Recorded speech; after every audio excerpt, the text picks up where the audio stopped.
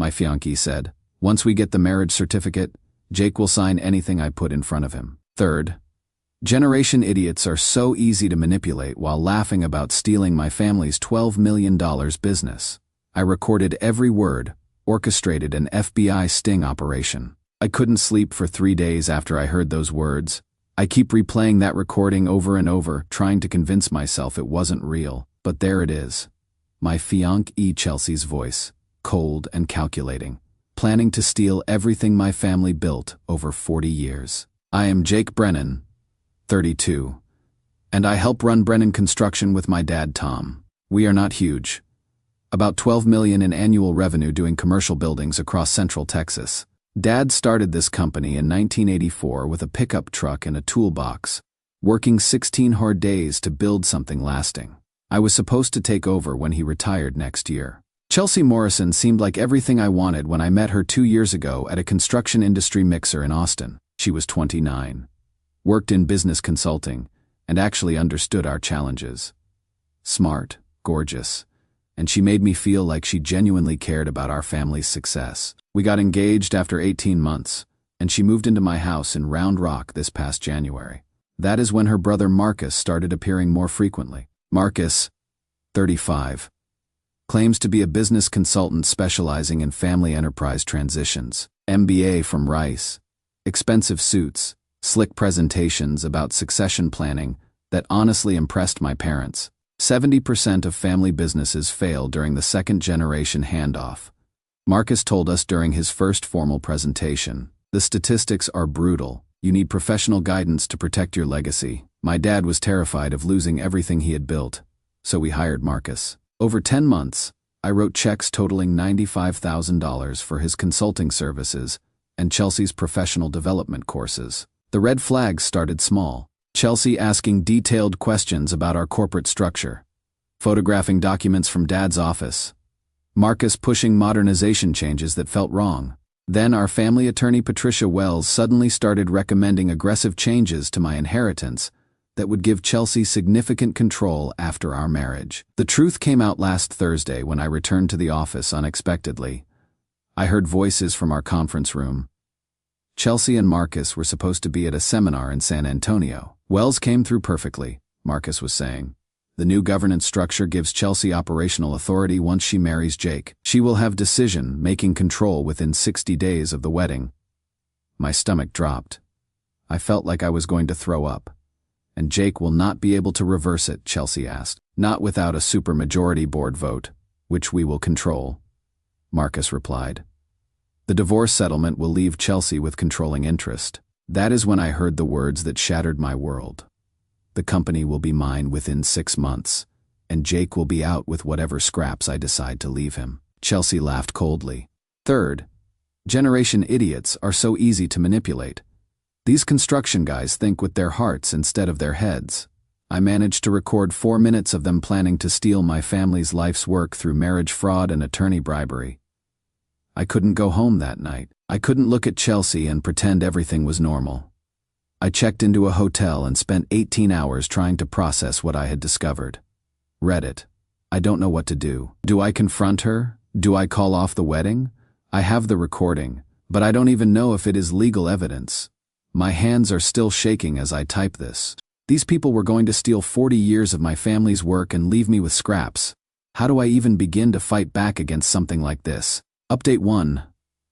Holy shit, Reddit. Your advice to contact law enforcement saved my family's business and possibly our lives. But what I discovered goes so much deeper than I ever imagined. Quick recap. Caught my fiancée Chelsea and her brother Marcus planning to steal my family's construction company through marriage fraud.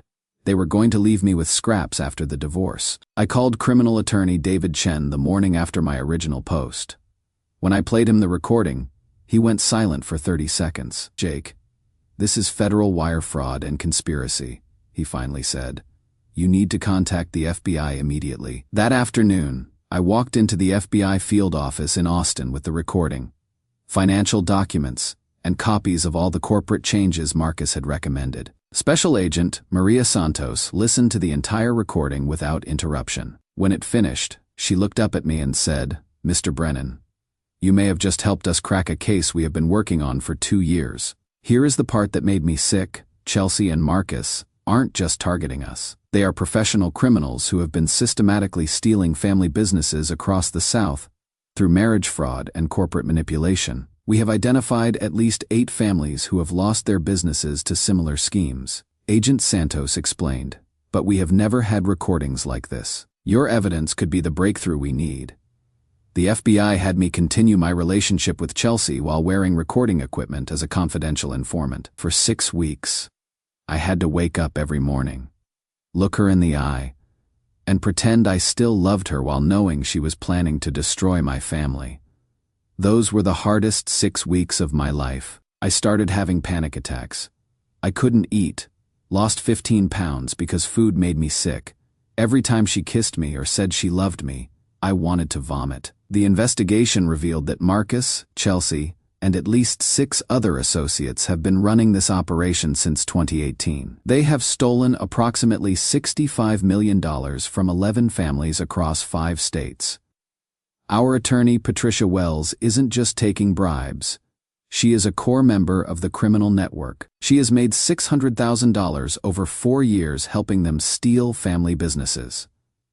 The families paid her legal fees to destroy their own protective mechanisms. Chelsea was incredible at this because she genuinely studied our industry. Every family dinner, every company picnic, every time she comforted me when I was stressed, it was all research for the theft. The engagement ring I bought her, the professional courses I paid for, the weekend networking trips where she was probably scouting their next targets. Everything was fake. Every kiss, every I love you, all part of stealing my family's life's work. But here is what keeps me going. Agent Santos says we are about to shut down the entire network. Coordinated arrests across 5 states are happening next week. You are going to save dozens of families from losing everything. She told me yesterday. What you did took incredible courage. The woman who called me a third-generation idiot is about to learn what this idiot can do when he fights back. I will update you all after the arrests. Thank you for pushing me to contact law enforcement. You literally saved our family legacy. Update 2. I am writing this from my parents' house at 2 a.m. because I cannot sleep after what happened yesterday. The FBI arrests went down exactly as planned, but we discovered something that has torn our family apart in ways I never imagined. Yesterday morning, the FBI coordinated raids across 5 states. Chelsea was arrested at our house while I was supposedly at work. Marcus was arrested at his office. Patricia Wells was arrested at her law firm. In total, they arrested 9 people connected to the criminal enterprise. Agent Santos called me immediately afterward. It is over. Jake, we got them all. The relief was overwhelming. For the first time in months, I could breathe normally, but then came the part that destroyed me. When they searched Marcus's office, they found financial records showing payments to someone else in our company. Someone who had been feeding them inside information about our corporate structure, family dynamics, and business vulnerabilities. My Uncle David, our CFO, had been working with them for 8 months. I threw up when Agent Santos told me. David is my dad's younger brother. He has worked for our company for 15 years. I have known him my entire life. We found evidence that David provided them with confidential business information and helped coordinate the corporate governance changes. Agent Santos explained. He received $43,000 over 8 months. When I told my parents, my dad just stared at me for 10 seconds, then sat down heavily in his chair. David, he said quietly. My own brother. My mom started crying. He was at our family dinners. He watched Chelsea manipulate us, and he was helping her. The FBI arrested David at his house this morning. They are charging him with conspiracy to commit wire fraud and theft of corporate assets. Here is what makes this even worse. David genuinely believed he was protecting the company. Marcus had convinced him that I wasn't ready for leadership, and that their professional management structure would save the business from my inexperience. Marcus showed me projections proving Jake wasn't ready, David told the FBI during his interview. He made me feel like I was finally being recognized for my expertise, instead of just being Tom's little brother. Even while helping steal our family's business, David thought he was the responsible one. The psychological manipulation these criminals used was incredibly sophisticated. They didn't just target me, they identified vulnerabilities in everyone around me and exploited them perfectly. Chelsea spent 2 years learning how to manipulate me through my desire for a business partner who understood our challenges. Marcus spent months making David feel undervalued and unappreciated, then positioned himself as the person who recognized David's true worth. They played us all like instruments in an orchestra. The hardest part was watching my dad process his brother's betrayal. 40 years of working together, building something from nothing, and David sold us out for consulting fees and validation from strangers. I taught him everything he knows about this business, Dad said last night. I helped him buy his house, paid for his kids' college tuition, and he was planning to steal it all. David's wife Karen had no idea. Their kids had no idea. This is going to destroy relationships that go way beyond just the business. But there is good news too. The FBI recovered approximately $42 million in assets for the families who were robbed. Some are getting their businesses back completely. Others are getting enough compensation to rebuild from scratch. The federal prosecutor says Chelsea and Marcus are looking at 12 to 15 years each. Patricia Wells is facing 10 years and permanent disbarment. David might get 3 to 5 years because he cooperated with investigators and they believe he was more manipulated than criminal. I testified to the federal grand jury yesterday, walking them through the recordings, the financial documents, and the systematic way this network targeted families was emotionally exhausting, but also empowering. For the first time since this started, I felt like I was fighting back instead of just surviving. The trial starts in 4 months. Chelsea's attorney is apparently going to claim she was manipulated by Marcus and didn't understand the full scope of the criminal enterprise. The woman who laughed about leaving me with scraps is now trying to play the victim. We are going to make sure the jury hears every word of those recordings. One more update after the trial concludes. Final update. The federal trial concluded 3 weeks ago, and I wanted to share the final chapter of this story with everyone who helped save my family's business. Chelsea Morrison was convicted on all federal charges: racketeering, wire fraud, conspiracy to commit theft, and participation in an organized criminal enterprise. She was sentenced to 12 years in federal prison. Marcus Morrison got 15 years as the mastermind of the operation. Patricia Wells got 10 years and was permanently disbarred. My uncle David got 3 years in minimum security federal prison plus 5 years probation. He testified against the core conspiracy in exchange for reduced charges. Hearing Chelsea's lawyer claim she was manipulated by Marcus was surreal.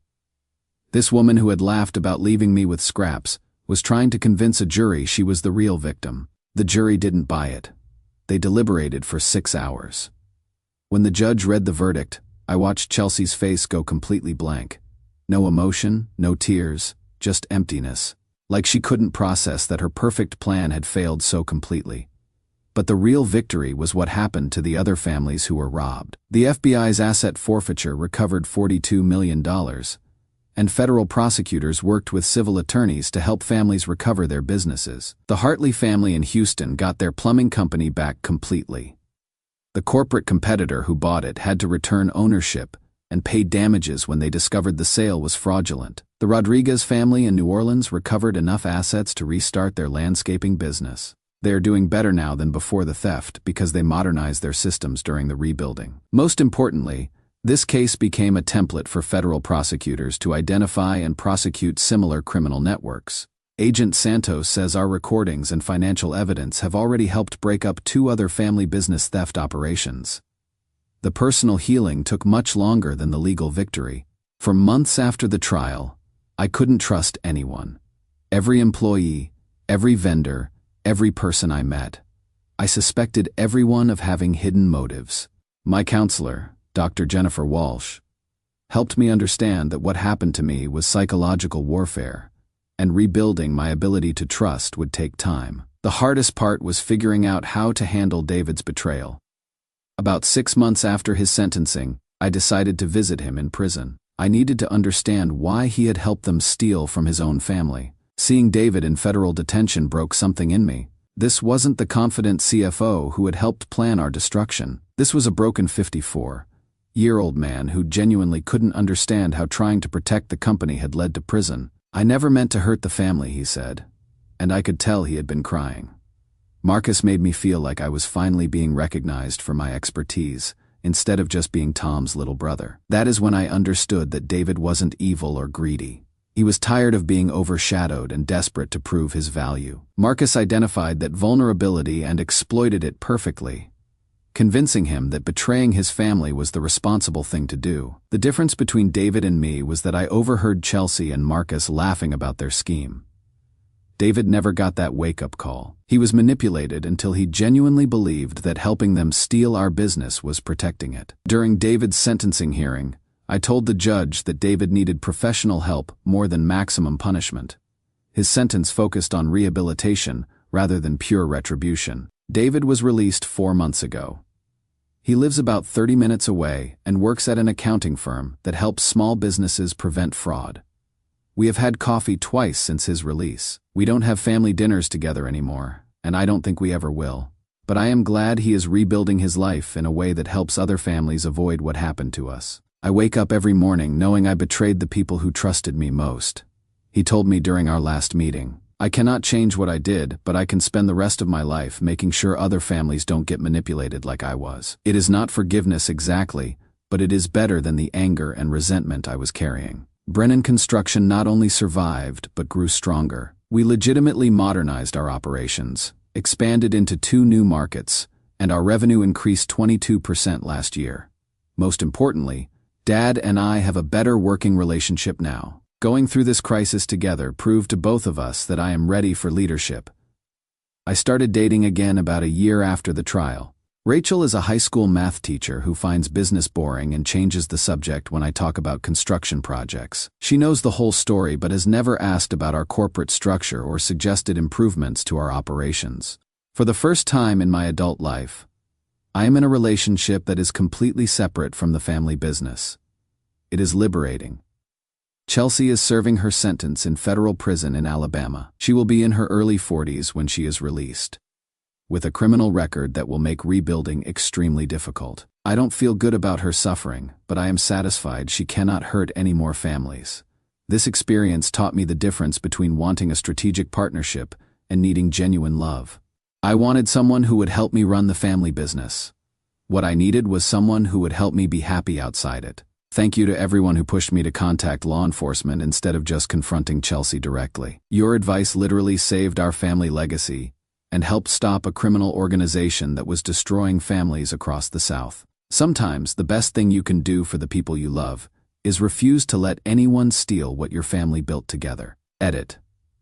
Rachel says hi and wants everyone to know she is very proud of me for choosing a boring math teacher over an exciting criminal. Final edit.